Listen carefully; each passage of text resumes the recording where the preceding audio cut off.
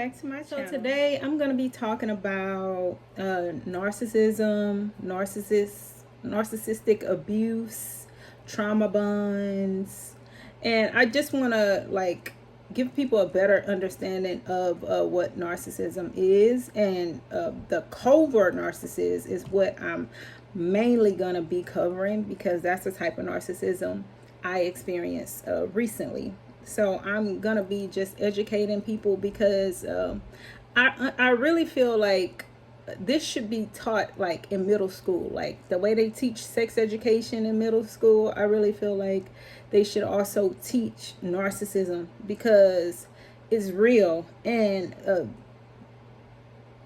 we're gonna get into it. First, we need to understand what narcissist means. So I'm gonna give y'all what Google says a narcissist is.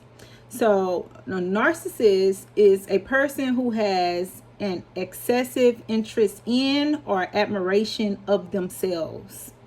Narcissists who think the world revolves around them.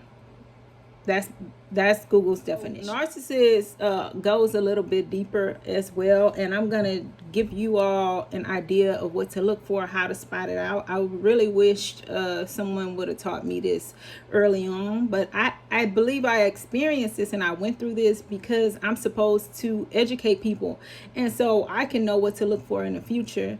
I can know what red flags to look for. Because it's real, and these people are time thieves.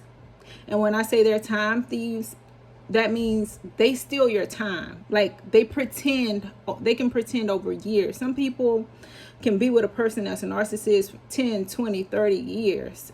I was with someone that was a narcissist for 10 years. I didn't know it. They're very good at hiding who they really are. They are super good at it. It's the best thing that they do is pretend. So they're time thieves, and they're energy vampires. So they steal your time knowing that they have no intentions on doing right by you, but they mimic what you want. They find out what you want, what you are looking for in a person, and then they mimic whatever they think you want or whatever you say you want. That's why when you get with somebody, don't ever tell them everything that you want. Let them just do what they do and see how it plays out. Don't tell them what you're looking for or things like that. They're energy vampires, and when I say they're energy vampires, meaning they steal your energy. Like they like you to go off on them, so it gives them supply. And so I'm going to get into all the terms so you can understand what I'm saying better. Some terms that I'm going to be using are synonymous with people who are narcissists, and I want you to be able to understand these terms. So one big thing about narcissists is they have to have supply. Supply can be anything. Supply can be a person, it could be items, it could be your emotions. So supplies could be humans. Again, your emotions can be supplies for them, or supplies can also be items. Supplies can also be sex. So supplies can be a number of things, but I want you to understand, like when I say supply, this is what I mean, like person, thing, sex, emotions, things like that. Things that the narcissist is gonna use, things that they need. Like they need a certain amount of supplies, and that's the supplies. Another thing is, I got my notes here, so you'll see me looking down.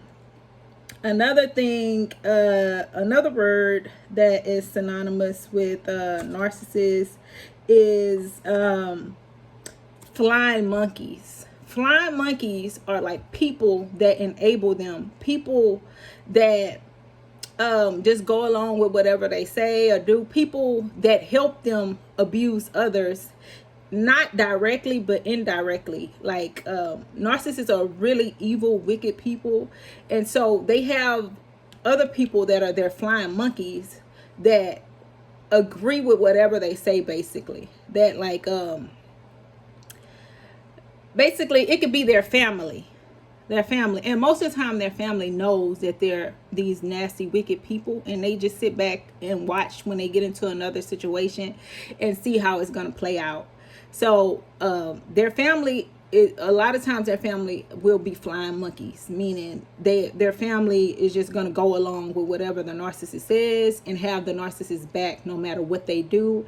They don't care how the narcissist treats people, and they back the narcissist no matter what, how low, how dirty, how evil the narcissist is. The flying monkeys are always going to be there to support the narcissist.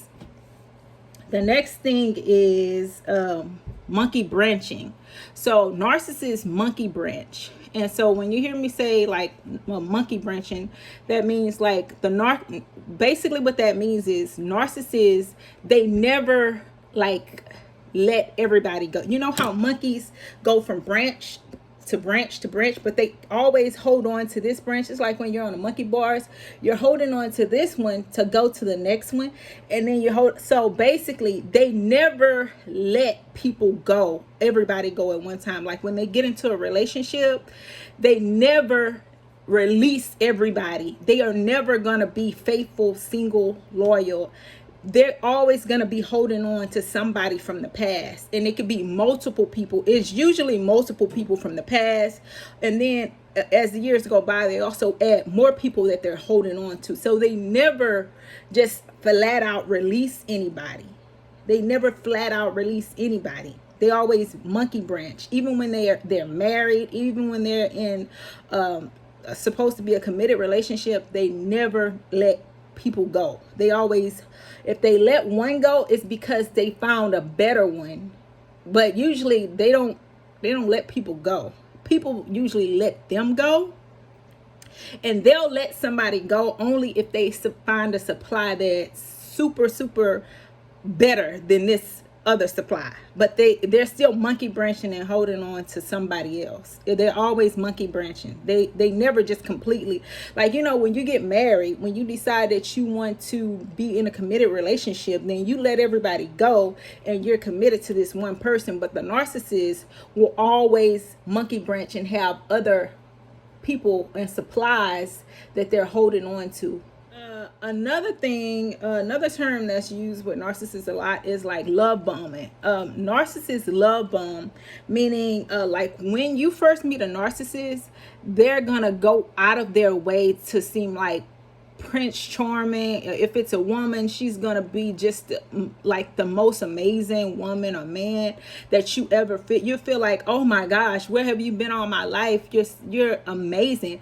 But the thing is, they're love bombing you. Like they'll buy you gifts, take you to nice places. This is the love bombing phase where they're just gonna be super duper nice to you to get you reeled in. Like to get you in, they're gonna be so nice and so sweet, and you'll be thinking that this is like the best person I ever met in my life. That love bombing is like to manipulate you, to get you focused on them, to get you totally invested in them. And they'll tell you things like, oh, you're the most amazing woman I ever met in my life. They'll like boost your head up so much and have you thinking like, oh my gosh, this is my soulmate. This is the person that I'm supposed to be with. This is like, God must have sent this person.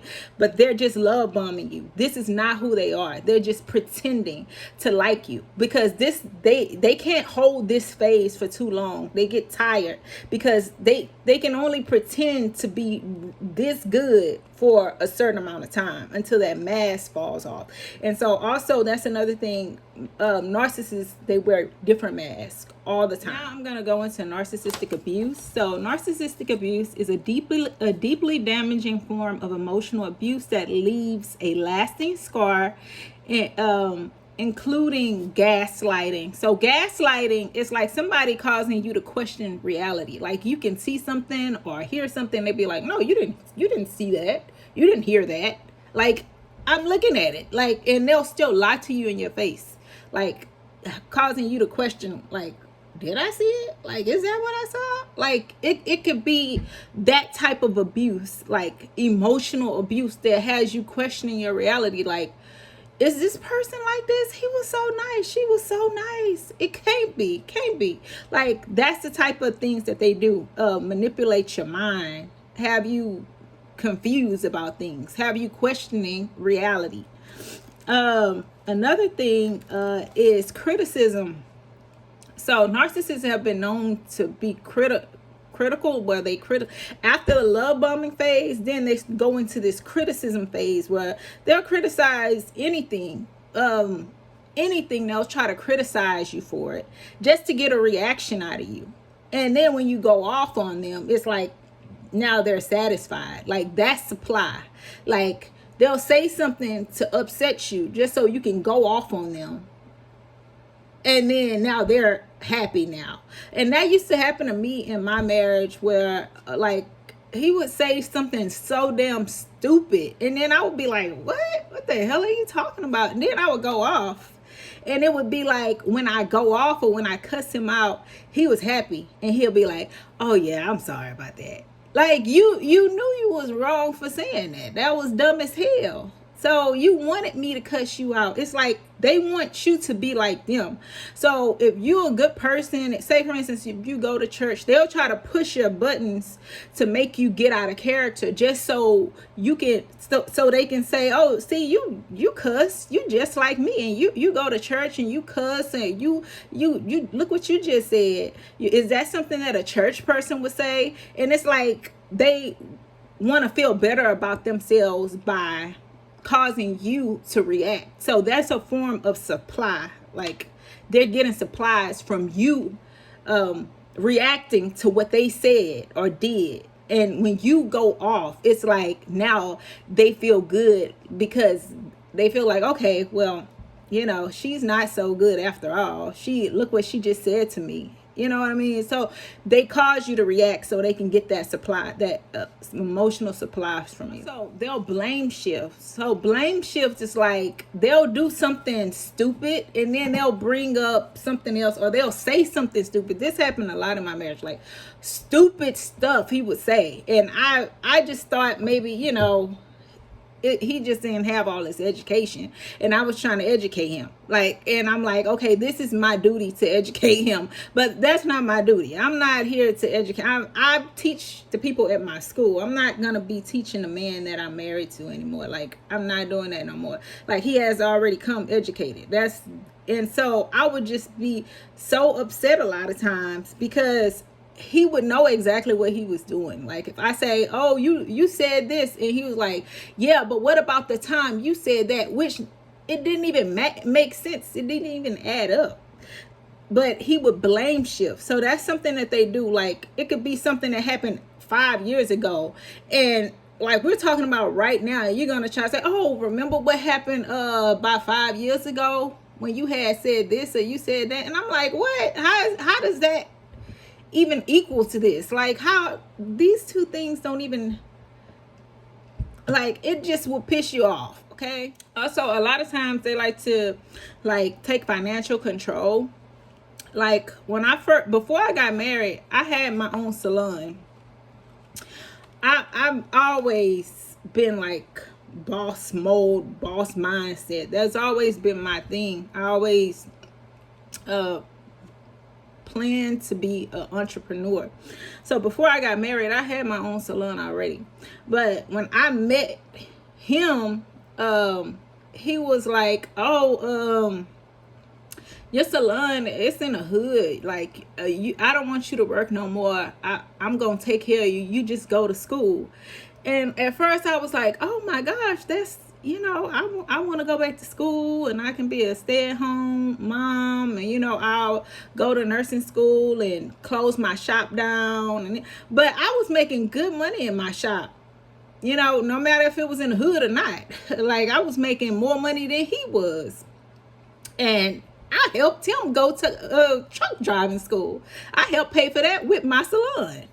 So it's like he wanted to take financial control over me, but I didn't understand that at the time. I thought that he just wanted me to, you know, he just wanted to be a provider. That's what I thought. So when I started going to nursing school, it was like I would have to depend on him for money. And then when I would need, like, even if I would want to go and get a sandwich from Subway or something, he would complain like, you went to Subway? And I'm like, yeah, I need to eat. Like, yeah, I got some from Subway. And he would make such a big deal about it. Anytime I would use anything from the account, it was a problem. It was this. And so I shut my salon down just so I could be controlled by him, basically, for financial. And so he liked it to be able to tell me, oh, no, you can't use the money. You need to ask me before you use the money in the account. You need to ask me. Like, you need to ask me before you use. Like, and I'm like, I'm a boss. I ain't never had to do all this. Like, especially for me getting like a damn Subway sandwich. Like, hell no. So I realized that, and that's what made me boss up and go get me another salon without even telling him. So that's what they do, try to control you financially. Another thing that they do is stonewall. Stonewall is like, like basically not expressing or explaining nothing. Like, something happens or they say something, you mad, they mad. They'll stonewall you. Like, basically, they won't talk about it. It'll be like just this silence, like nothing. Another thing is like devaluation of accomplishments. Like, no matter how good you do something, they try to find something wrong with it. Like, you could just won the Nobel Prize, a Purple Heart, went to the army, saved 100 people. They're gonna be like, oh, but what about that other dude that died that you didn't get to save? Like, you saved, I know you saved 100 people, but it was like one more person back there. He needed help too. He died. You ain't save him. That's the type of stuff he would like that. Just try to devalue. Like, you could do above and beyond. You could do more than what anybody, like, I was doing more than anybody I knew. And he would try to find something, very much something that just wasn't like, oh, what about this though? What about that though? Like, I'm like, damn, you found that and I did all this and all you can do is find that. Devaluation of your accomplishment. Another thing they do is like public humiliation. Like, this is not something that he would do often, but it's something that he would do like here and there. Like, say for instance, we're talking to somebody, we're talking about something, getting something done over the phone, and he and I would maybe have talked about it before we got on the phone with this person. And when we get on the phone with this person, he would be like, I'm like taking the other person's side to like be like, yeah, Celicia, you see how that's what I'm saying. Like, basically not on my side, like trying to humiliate me in front of the other person. And the last time this happened was basically the last time we had went on vacation. Like, we was at the airport, and I'm trying to see, because every time, and I started looking back, because when you educate yourself and understand what you're dealing with, you start to look back and see, like, what were the red flags? What did I miss? What are the things that I look over now? And so now I know, like, when last time we were going to Singapore, we arrived, it was like, you have to do your, what is it, a citizenship card, whatever the card is, when you're coming into the country, and you have to like sign up for it. Theirs, you had to do it online. And so it was like one person, if you came with somebody, then that person would do it for both of you. And he basically was like, yeah, I did it for both of us. And I was like, okay, well, I'm gonna go through, because it's like you have to scan it on the thing. And so before they let you officially into the country, you have to scan this thing, sign it, blah blah blah, let them know if you carrying anything explosive in your bags, whatever, and what are you there in the country for. So he said he did it for both of us. And so, mind you, I walked ahead of him because he had already said that he did it for both of us. And I get into the line, and the man is like, no, you need to go. Like, the man don't speak clear English, but he speak clear enough for me to understand that he's saying, no, like, no, you need to go do the form again. You need to do the form again. Like, the man was like getting upset. And so I went back to him and I said, I thought you said that you did it already for both of us. And he's standing right there saying, look, you got to listen to the man. Listen to what he's saying. Like, I'm like, why are you acting so damn dumb? Like, you just told me you did it. And now he's like, you see, I told her to she need to wait till I do it. Like, just dumb shit. And so then he goes and finally does it and walk in ahead of me. And his goes through and mine does not go through still. So basically he did it for himself and didn't do it for me. And then the man hollers at me again, like, I tell you, you need to go and do, like, just to humiliate me, just to make me look like a fool for no reason. And I'm like, why did you do that? And so I'm getting upset and frustrated just for him to apologize later. And so this would happen a lot, like ups and downs. Like, we will have really, really high highs and then really, really low lows like this. Like, and it'll always be some stupid, dumb stuff. Like, you trying to make a fool out of me. Like, I just felt like he wanted to bring me down to his level intellectually. And so his way of doing that would be little things like this, like trying to humiliate me in front of other people, knowing that he's the cause of this whole debacle, but he'll throw the rock and hide his hand and make it seem like I'm just getting upset for no reason. So let's dig deeper into like the covert narcissist specifically, because there are like different types of narcissists.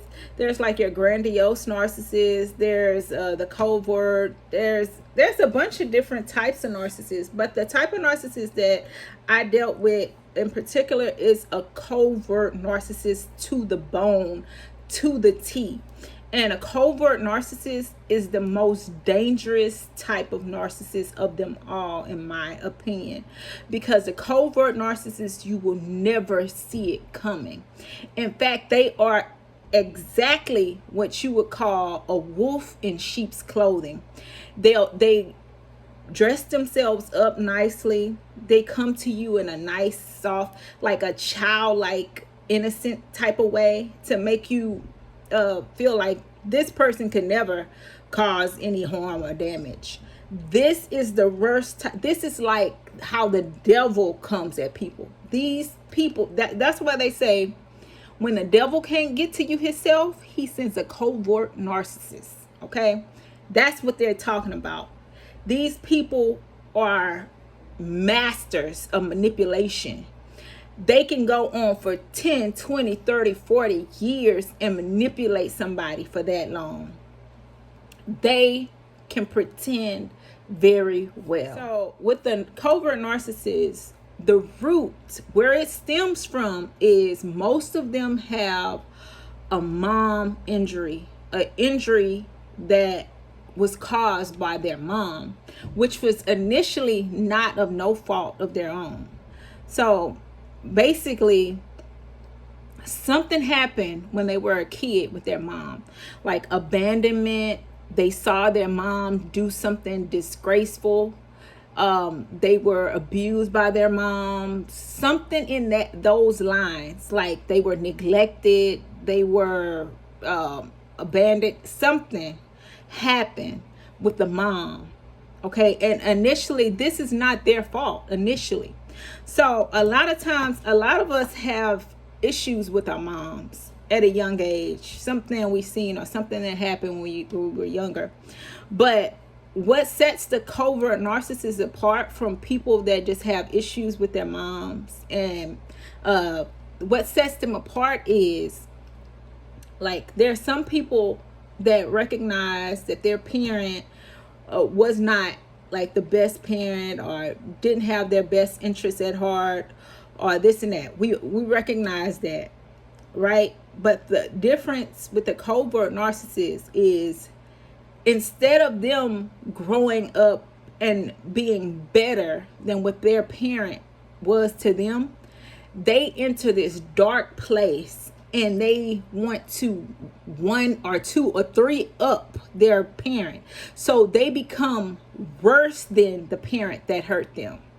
They become 10 times worse than the person that hurt them. So they open this dark realm where they shut off all the good, and they're like it's like a defense that they've created to where nobody is ever gonna make me feel like my mom did again, because I'm gonna be worse than my mom ever was.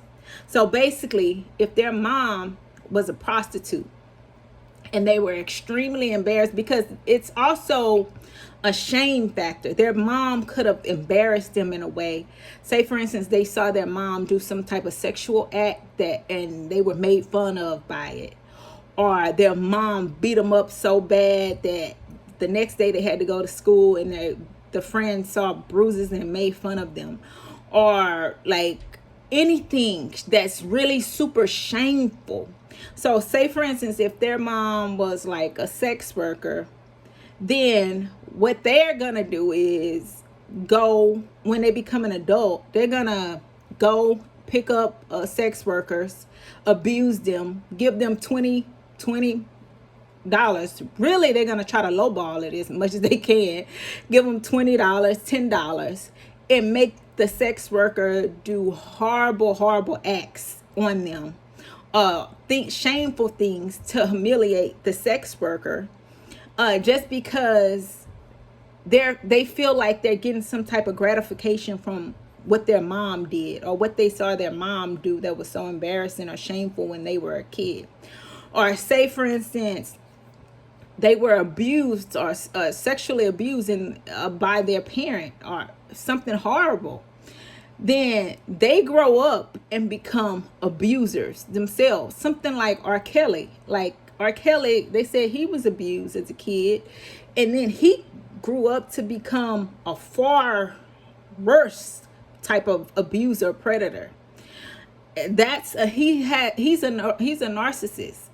So if, say for instance, if their mom beat them up all the time, so when they have their children or when they have their wife or family, then they're gonna be even 10 times worse than who their abuser. It's like they enter into a dark side of what happened to them. Instead of them saying, man, this happened to me as a kid, I'm gonna be better, I'm gonna grow up, I'm gonna be a better person than my mom was or my dad was. I'm gonna grow up and be a better parent, a better person, just a better individual because of my experiences. This is gonna make me stronger. They don't go into that. They open up this dark demonic door and they say, I'm gonna be worse because this is what's gonna protect me going forward.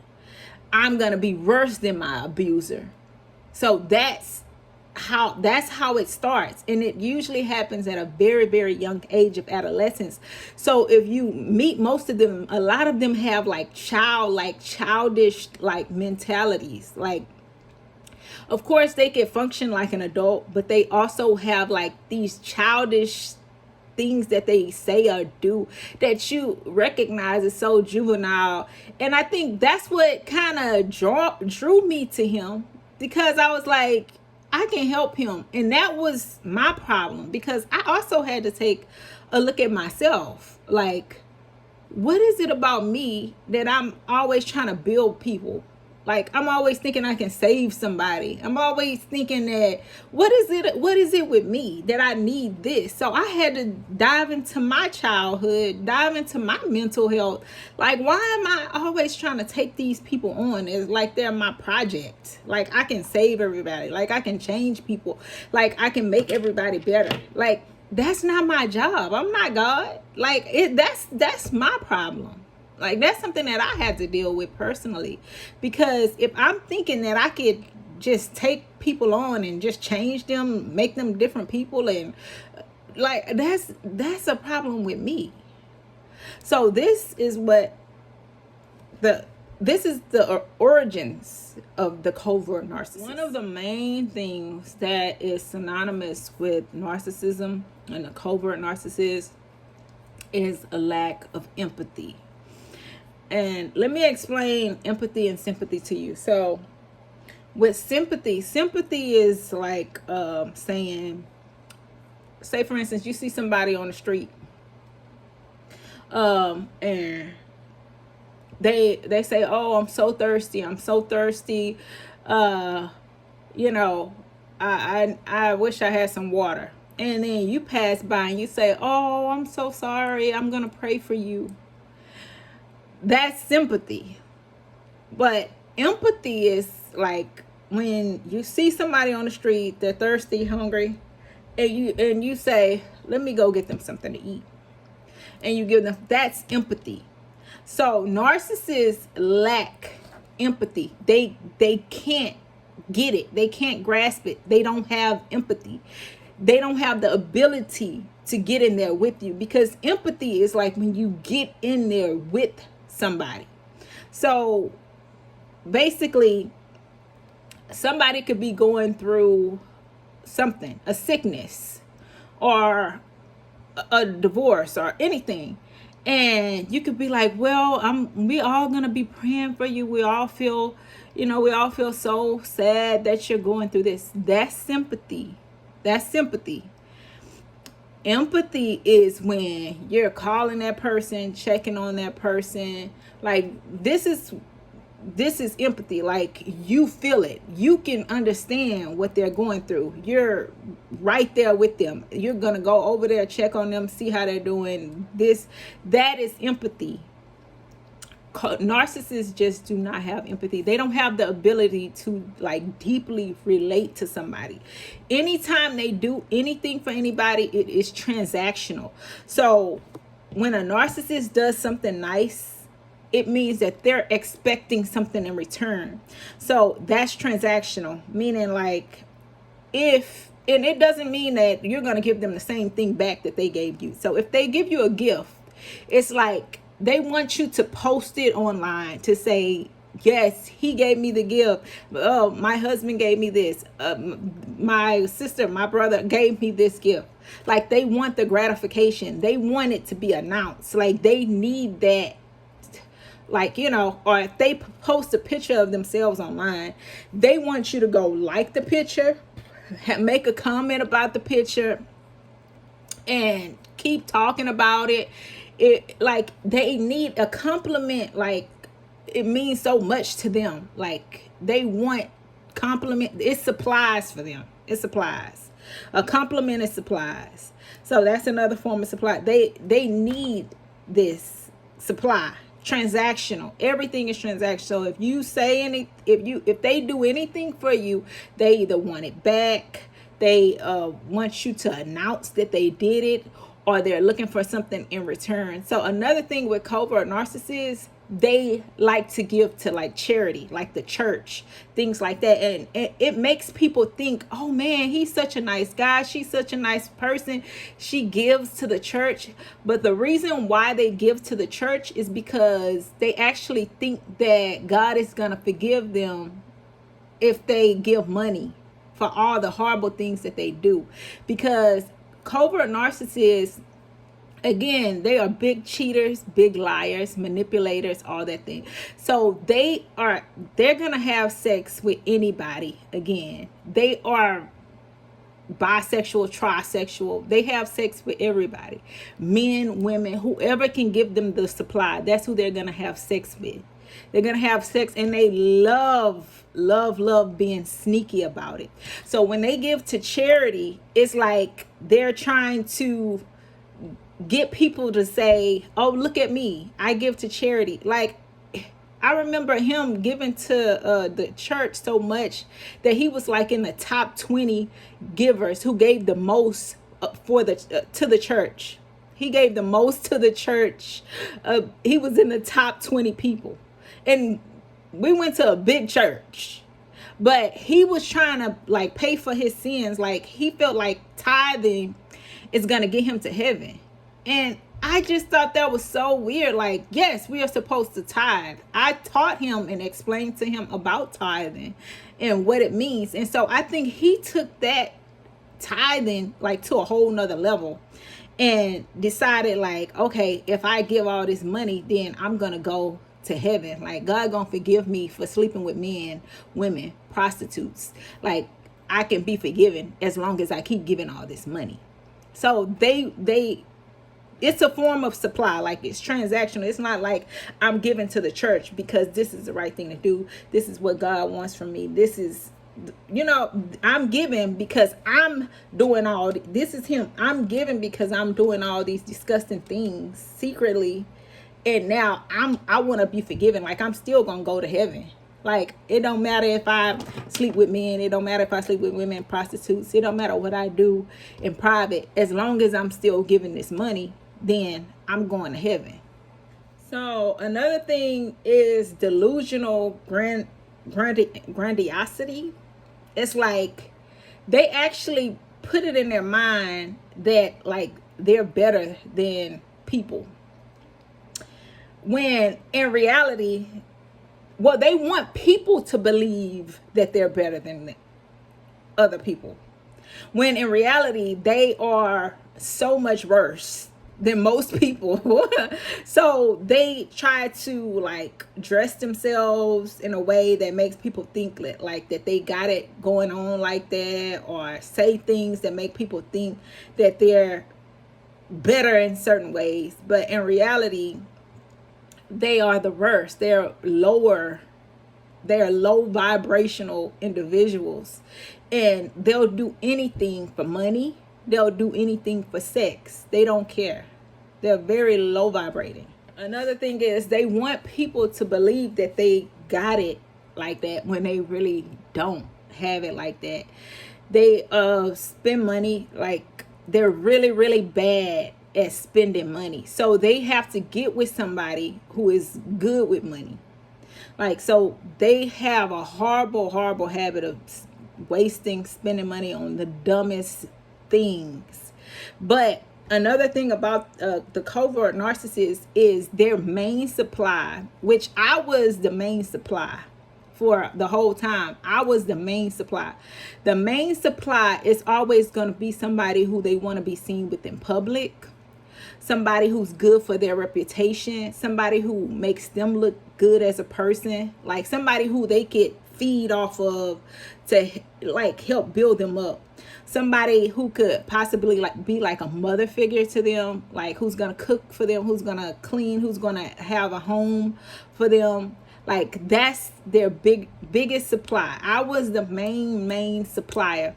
So one thing about like the main supplier, they'll do things for the main supply that they have never done for anybody else, but they will never be loyal to the main supply.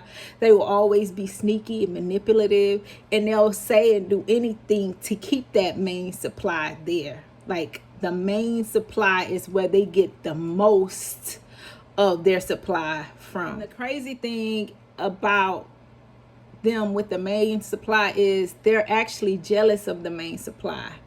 The main supply is always going to be somebody who, again, is like a good person, someone who has a lot of empathy, something that they don't have. Remember, they don't have empathy. They can't grasp empathy. Somebody who is the total opposite of them. So they're very jealous of the light that their main supply has. The main supply is usually an empath, again, full of empathy, somebody who understands people, somebody who can relate to people, somebody who's loving, actually caring about people. This is the type of this is their main supply. The main supply is, again, everything that they're not. So they need this main supply to make them look good. So every time they get a main supply, it's going to be like somebody who people question, like, how in the world you get with her? And people would actually do that. They were like, I remember we went to his Christmas party one time at his job, and they were like, one guy, white guy at his job, just came up to him and said, how in the world did you get her? He said it. And, people would say stuff all the time, and it would make me mad. And of course I'm an empath, so I would be upset. Like, I would get upset, but he never did, because he knew that he never should have been with me. He never should have had a chance with me. And that's another thing. His flying monkeys, his family, they knew that he wasn't never supposed to be with me. They knew what type of person he was. They knew the type of things that he did, his sexuality. They knew all those things. And they'll just sit back and watch. They're flying monkeys. They're just there to support the narcissist no matter what he does. No matter how far he takes it, they know. They know exactly who he is. And they're just sitting back just waiting to see how long this is going to last. When's she gonna find out? How long? How long is it gonna go? Again, the covert narcissists, they like to seek people who are out of their league intellectually, financially, in all kinds of ways. Like, it helps to build them up, and that's another form of supply. Also, the covert narcissist is a shapeshifter, meaning he adapts to whoever he's talking to. He's gonna try to mimic who this person is. Like, over the years, he would start talking like me. I would hear him like talk and say things exactly how I would say them. Like, he was morphing into me. And then, like, if he was talking to somebody else, say for instance somebody else from New Orleans, then all the New Orleans stuff will come out. Like, he would be, yeah, baby, yeah, all that stuff will come out. Then if he was talking to somebody like real estate stuff like that, then he would have like this whole different way of speaking to, or like if he was talking to some random chick in a text message later that I find out, and then he would be talking like that person. So whoever he is talking to, he takes on their persona. That's what they do. They're shapeshifters.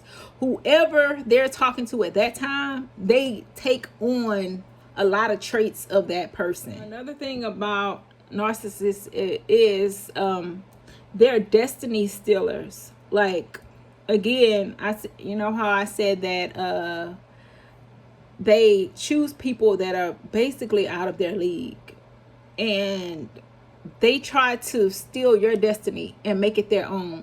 Like, so when I first met him, I had already started traveling. Like, I already knew, I already had my life planned out. Of course, things don't always go the way you plan them. So I knew that I was going to be traveling the world. And so I had already started traveling, and I had already been to Mexico and the basic places that you go right away. Mexico, Las Vegas, a few other places that I had already gone, and he had never even been on a plane. So what I did was I said, okay, well, we're gonna go to all the places that I've been to, and then we're gonna start traveling together to places where neither one of us has ever been to before. Because I'm like, this is the person that I'm gonna be spending my life with. Then I want them to have the same experiences that I have. And so I'm the reason why we started traveling, this and this and that. And then he started acting like this is something that he came up with. Like, it just, you know how you can come up with something and create an idea or even an invention, and then this next person just come up and act like it was their idea. It pisses you off. So, because he didn't even know how to pronounce a lot of the places that I wanted to go to. But I didn't care about that, because again, I'm over here trying to build a person and change them into the person that I need them to be for me, when that's crazy. I need to be working on being the woman that I need to be. And I need to get a man that's already become the man that he needs to be. So that's where my mind was crazy. That was crazy on my part. But he started acting like traveling was his persona.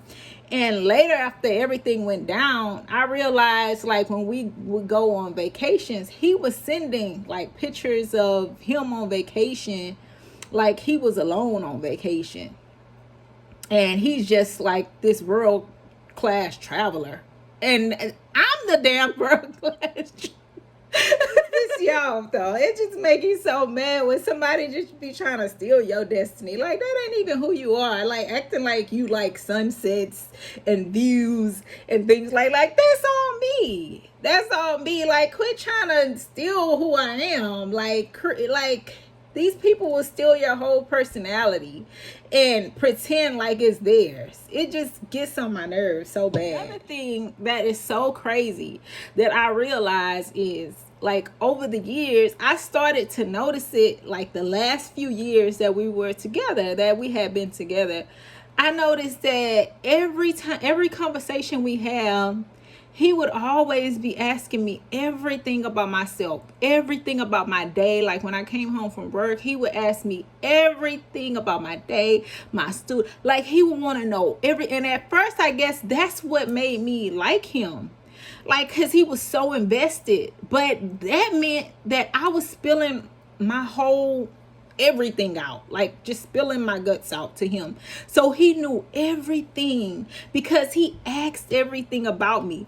And then I noticed, just these past few years, I said, hey, I notice every time I ask you something about yourself, you always turn it back on me. Like, what happens at your work? What happens at your job? How do you feel about? And he couldn't even answer me. Like, or he would give me this vague answer, like, yeah, my job is the same every day. I don't do nothing but sit in the truck.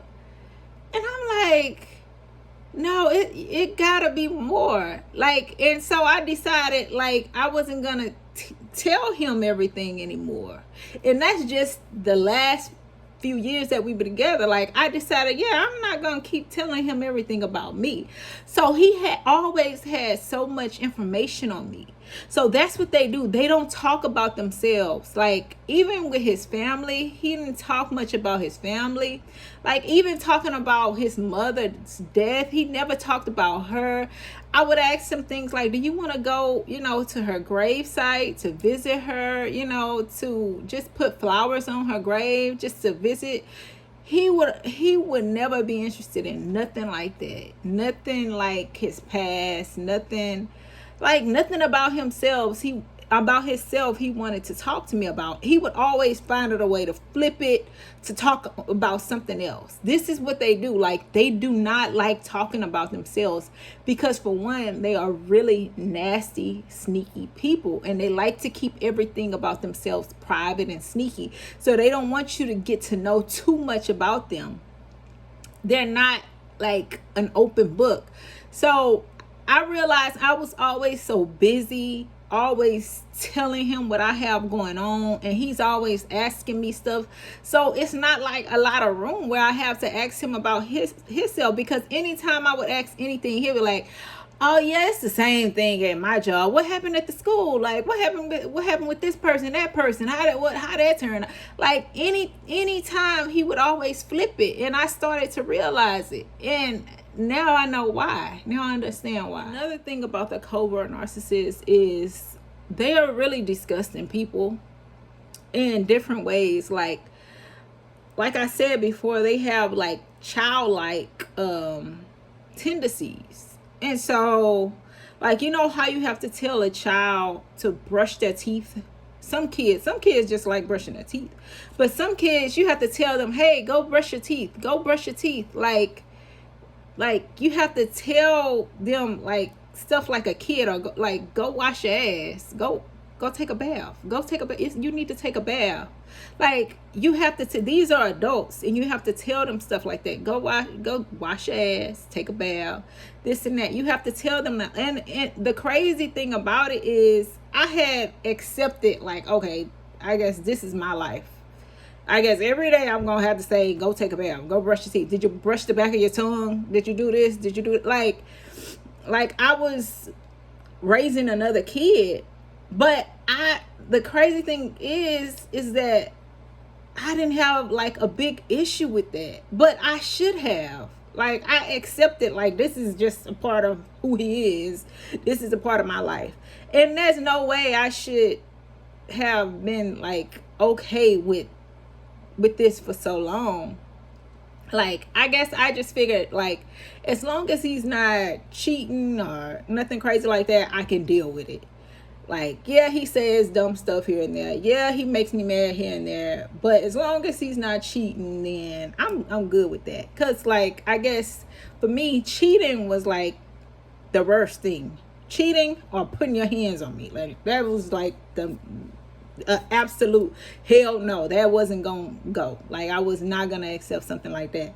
But like me telling him, like, go brush your teeth, you know you're supposed to wash your ass, blah blah blah, I don't want to smell your breath, mouthwash, this and that. Like, I feel like, okay, that's just what this is gonna be for the rest of my life. Okay, I guess that's what it is. But that's stupid. Like, why am I dealing with that? That's dumb as hell. Like, that's dumb as hell. Like, there's no reason I should be telling an adult person to do that. And this is part of the narcissism. Like, they'll have funky ass feet, fungus, stank breath, don't wash their ass. And a lot of them have STDs, STIs because they sleep around a lot. They don't care who they sleep with, man, woman. They get head from man, women. It doesn't matter, prostitute. So a lot of them have STDs and stuff like that. So this is them, but you would never know because of the way they carry themselves. Like, the way they carry themselves, you would think like, oh, he's such a clean guy, he's such a he takes good care of his health, he takes it, like, nobody would never know. But I guess for me it was like, no cheating, no beating, because I had already told him like years ago, like before our wedding, I said, like, if you ever cheat for any reason, I'm gonna leave you. I will not work it out. It won't be no therapy. It won't be no trying to figure nothing out. Nothing. It's gonna be over. So he did a really, really good job of hiding this other life from me. And that's what they do. They can hide things from you for years and you will have no idea, no inkling. It's like they never come home late. They never, like, you never guess. Like, they're so sneaky. They have all these other hidden apps on their phones. It's all so well thought out, planned out, and they be really, really good with time and stuff like that. So they'll find out your whole schedule, what you're doing, and this and that, and this is how they get away with it. And so I had absolutely no idea at all. Another thing about covert narcissists is they're extremely lazy. Extremely lazy people. So they're the people, those people at work that, like, the boss loves and thinks that they're doing all this good work when actually they're doing the bare minimum. Like, they want to appear like they're working hard. Like, every time the boss come around, that's when they acting like they working hard. But when the boss ain't around, they ain't doing nothing. They just sorry as hell. Like, that's how our relationship was a lot of times. But I've been so independent my whole life. I just, like, I guess I just adapt to whatever the situation is, which is not good on my part, which is another reason why I had to go and I had to, like, reevaluate myself and my history. Why is this okay? Why did I accept all this stuff? Like, it's because I've been doing that ever since I was a kid. Like, if something was off, then I would go fall into place and just start doing it. Like, that's how it was. So I need therapy as well. You know what I mean? So during this time, I was able to get a lot of therapy and understand a lot of why I do things and why I accepted a lot of things and why I ignored a lot of red flags. So, what was I saying? Yeah, they're extremely lazy. So, like, with my salon, my eyelash salon,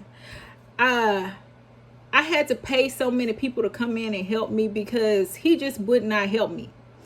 Then with the school that I just got last year, the building, like, me and him got into so many arguments because I wasn't hiring nobody to renovate the school for me. Like, I was determined to do everything ourselves as a partnership. Like, I would tell him, like, it's me and you, we can take this on.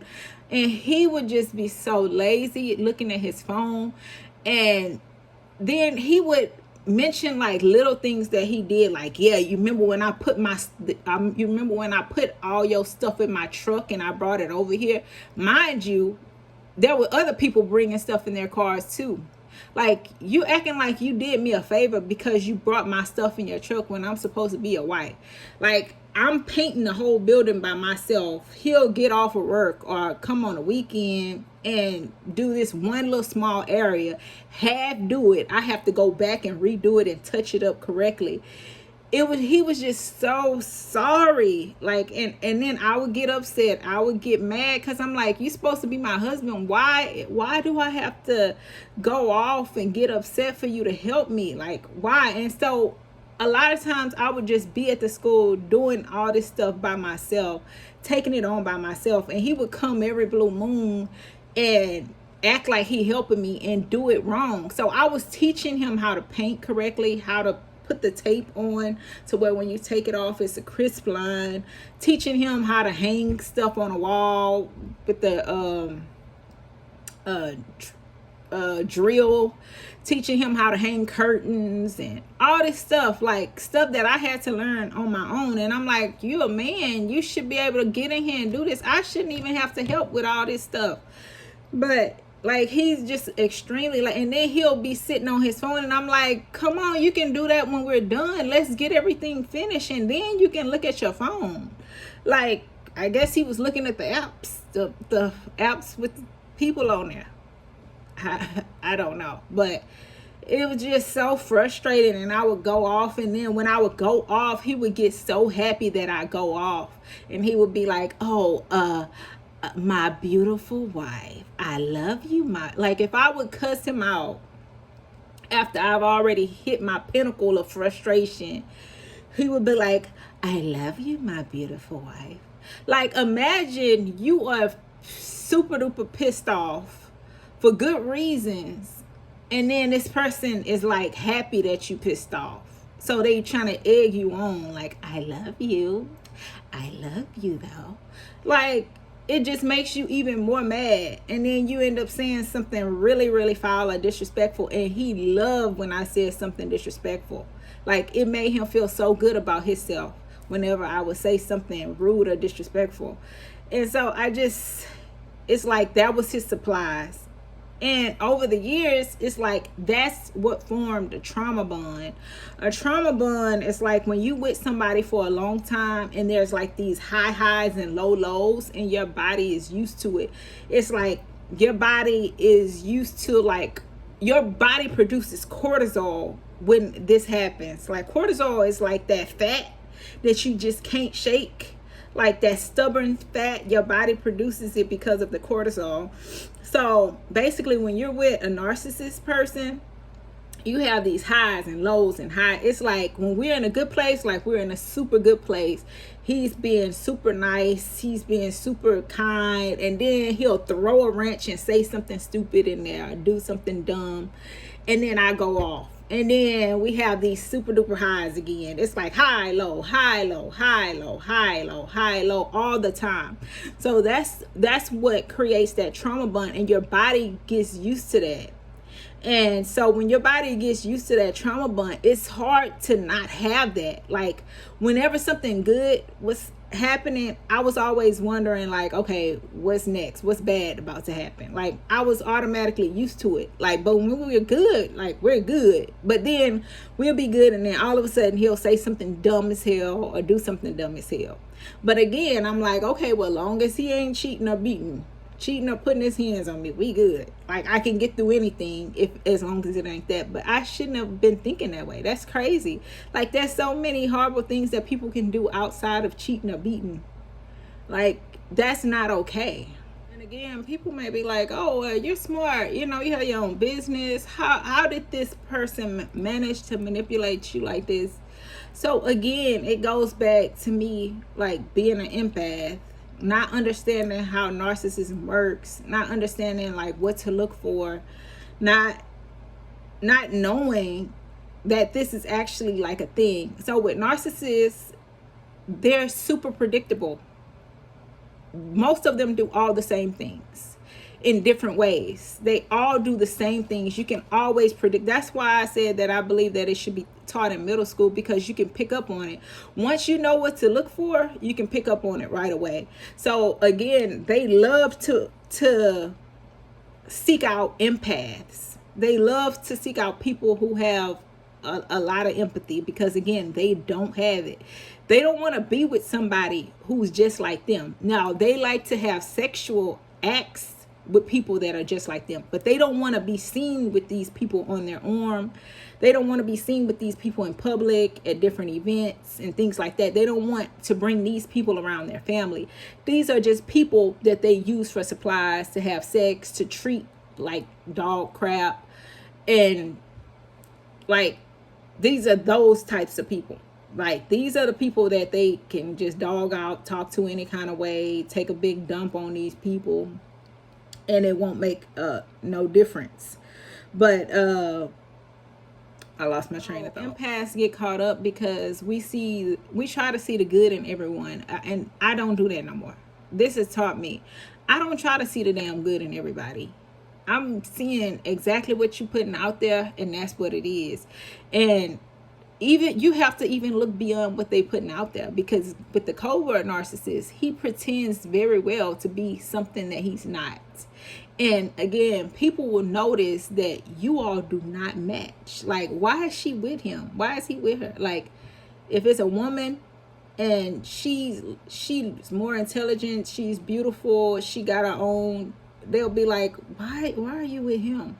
Or if it's a man and he has it going on and he's with this person that look like they don't match. That's the way it was with me and him. We just didn't match. He sought me out because of my ability to be caring, loving, nurturing, looking past his faults, his past, whatever. You know, that's just who I was. Me trying to build him up, this and that. But that's crazy because, let me see. Yeah, that's crazy. And me, I was playing a really, really masculine role by trying to build him to be something that he was not. Trying to build him into a person that was going to be good for me. That's crazy. That's masculine energy. Like, I need to step into my soft girl era. That's where I'm at right now. Like, I got to get rid of this masculine energy trying to build people. I'm not building nothing. Nothing. The thing about the covert narcissist is that they are never alone. They are never single. They will never be single. Again, because they monkey branch.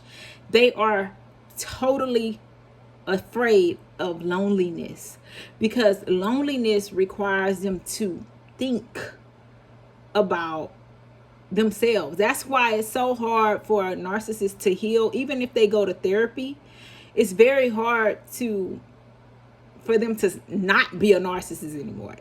Usually counseling does not work for narcissists. Now, I won't say it's impossible, but it's rare that a narcissist will change his ways, because they don't have the ability to self-reflect, to like see like, man, this is where I was wrong. I need to change my ways. And they actually go and change their ways, because they like to think of themselves as higher, even though they know that they are lower. They don't want to see their real self. They prefer to keep that mask on all the time, to pretend to be somebody else, to trick and manipulate people. So they're definitely never lonely, never single, because they're afraid of that. The thing is, like I said, that even though they get their main supply, like me, I was his main supply, they're very They're very jealous of your success. They're very envious of people. They pretend that they're not, but they're very, very envious because they don't have that ability. They don't have that light. They're full of darkness. And so when they meet someone who has that light, then they're attracted to that light. But another thing about it is they try to dim the light, because with a person that's like true empathetic person, they have this bright light that people want to be around, that makes people want to be close to them. And it's like their realness. They are real people. They are truth tellers, truth seekers, things like that. Those are all the things that the narcissists are not. Those are all the things that they're not. So they're attracted to everything that they're not. But when they get close to it, they try to dim that light. And that's the issue. A lot of times they'll stir up confusion, like on holidays, birthdays. Like every time right before my birthday, he would like try to start some mess, and then he would apologize once I got upset. And like it would always be something like on our way to vacation, like on our way to the airport, we would always get to an argument. And then once we got to our destination, then he would apologize, and so we could have a good trip. Like it would always be a dumb argument, a dumbass argument, something dumb that he would say out of nowhere to just piss me off. Then once we get there to the destination, he's gonna, I apologize. I'm sorry about that. Like, you apologizing, but they really never mean it because they started it. And they need you to get upset so they can get that supplies, that emotional supply from you. By you going off, fuels them. It like puts more fuel into their tank. So if you go off on them, then they're like, okay, now I'm good. Now I can apologize. Now that I got her to say something disrespectful to me, now that I got her to do something or go off or scream, now I feel good about myself. Like, that's dumb as hell. So one thing that I was able to do that I'm very proud of is I was able to reverse discard, because narcissists, they discard people when they are done or when they've used up all the supply. Otherwise, they're monkey branching, like we talked about. So they'll discard a person, like, and it'll be in the reverse way that they discard them. Like, they discard them, don't say nothing else to them, just cut them completely off, block them, this and that. But main supply, they will never cut off their main supply unless they find an even bigger supply, which is very rare. They usually find one good supply in their life, and they never get a supply as good as that supply.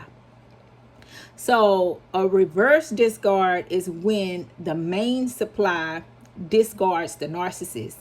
And when the main supply discards the narcissist, it causes them to have a narcissistic injury. That's what I did. I caused him to have a narcissistic injury.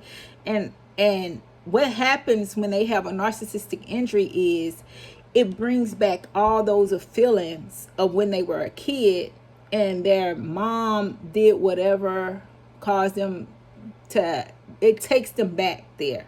So it brings them to a very dark place because their supply, their main supply is cut off. So it takes them back to reality, and they hate reality.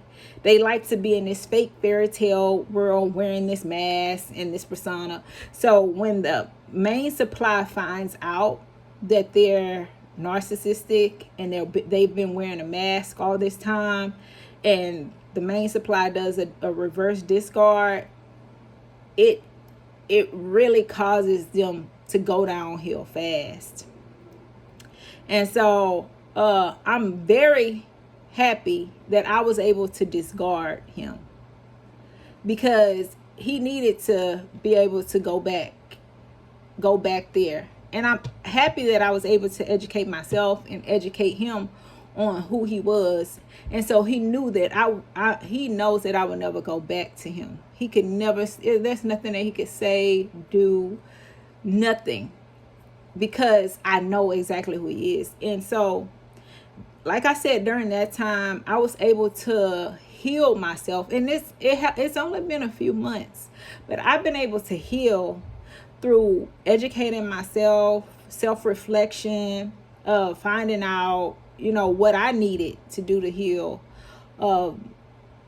taking time out to myself, prayer, meditation, and like just really being to myself, like to understand what I need and what I'm not going to accept anymore. And again, like really just educating myself on what type of person I was dealing with, why I was able to be bamboozled for so long, why I accepted so many things that should have been red flags, and why didn't I value myself enough to understand that there's more types of abuse that aren't just cheating or beating, that are just as damaging.